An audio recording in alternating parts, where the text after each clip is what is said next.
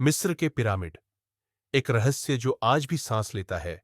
रेगिस्तान की तपती रेत, सूरज की आग बरसाती किरणें, और उस सन्नाटे के बीच खड़े हैं दुनिया के सबसे रहस्यमयी निर्माण, मिस्र के पिरामिड। ये सिर्फ पत्थरों का ढेर नहीं है, ये एक कहानी है। ऐसी कहानी जो 4500 साल पुरानी है। लेकिन सवाल आज के है। आज हम मोबाइल, क्रेन और सुपर कंप्यूटर के जमाने में रहते हैं। फिर भी हम ये तय नहीं कर पाए हैं कि पिरामिड आखिर बनाए कैसे गए।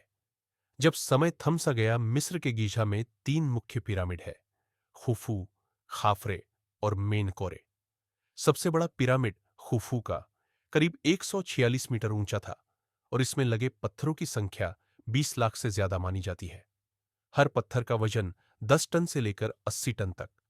अब जरा सोचिए, आज भारत में अगर ऐसा निर्माण करना हो तो महीनों की प्लानिंग, हजारों मशीनें और अरबों रुपए लगेंगे।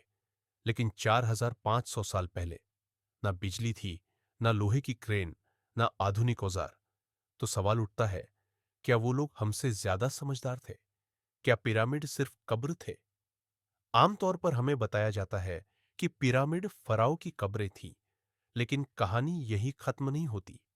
अगर ये सिर्फ कब्र थी, तो फिर ज्यादातर पिरामिडों में मम्मी क्यों नहीं मिली? अंदर इतनी जटिल सुरंगें क्यों बनाई गई? हवा आने जाने के लिए सटीक रास्ते क्यों छोड़े गए? भारत में जैसे मंदिर सिर्फ पूजा की जगह नहीं होते, बल्कि ज्ञान और ऊर्जा के केंद्र होते हैं, वैसे ही कई शोधकर्ता मानते हैं कि पिरामिड भी सिर्फ कब्र नहीं, बल्कि कुछ और थे। दिशाओं का चमत्कार, पिरामिड की चारों भुजाएं उत्तर, दक्षिण, पूर्व और पश्चिम इतनी सटीक है कि आज का जीपीएस भी कुछ मीटर का अंतर बता देता है।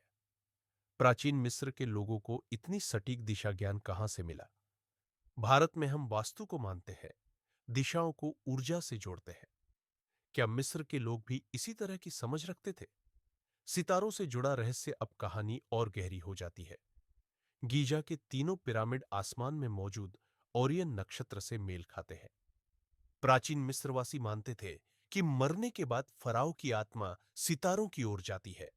अब सवाल यह है, क्या उन्हें खगोल विज्ञान का गहरा ज्ञान था, या फिर यह ज्ञान किसी और से मिला? गणित जो समय से आगे था, पिरामिड के अनुपात में पाई पाई और गोल्डन रेशियो जैसे गणितीय सिद्धांत छुपे हैं। हैरानी की बात यह है कि इन सिद्धांतों को आधिकारिक रूप से हजारों साल बाद खोजा गया। तो फिर मिस्र के लोगों को यह सब कैसे पता था? क्या एलियंस आए थे? यहीं से शुरू होती है सबसे विवादास्पद थ्योरी। कुछ लोग मानते हैं कि पिरामिड इंसानों ने अकेले नहीं बनाए। उनका कहना है, किसी बाहरी सभ्यता, जिसे आज हम एलियन कहते हैं, ने इंसानों को मदद दी। हालांकि इसका कोई पक्का सबूत नहीं है, लेकिन सवाल अब भी खड़ा है, क्या इंसान उस समय इतना उन्नत हो सकता था? आज भी बंद कमरे, हाल ही में आधुनिक स्कैनिंग तकनीक से पिरामिड के अंदर ऐसे कमरे मिले हैं जिनमें आज तक कोई इंसान नहीं गया। ना दरवाजा, ना रास्ता। तो वहां क्या है? प्राचीन ज्ञान, खोए हुए ग्रंथ, या कोई ऐसा सच जो इतिहास बदल दे? पिरामिड हमें क्या सिखाते हैं? पिरामिड हमें यह सिखाते हैं कि ज्ञान हमेशा सीधा नहीं बढ़ता। कभी कभी सभ्यताएं हमसे आगे होती है, और समय के साथ वो ज्ञान खो जाता है। आज हमारे पास तकनीक है, लेकिन शायद वो समझ नहीं जो प्राचीन लोगों के पास थी।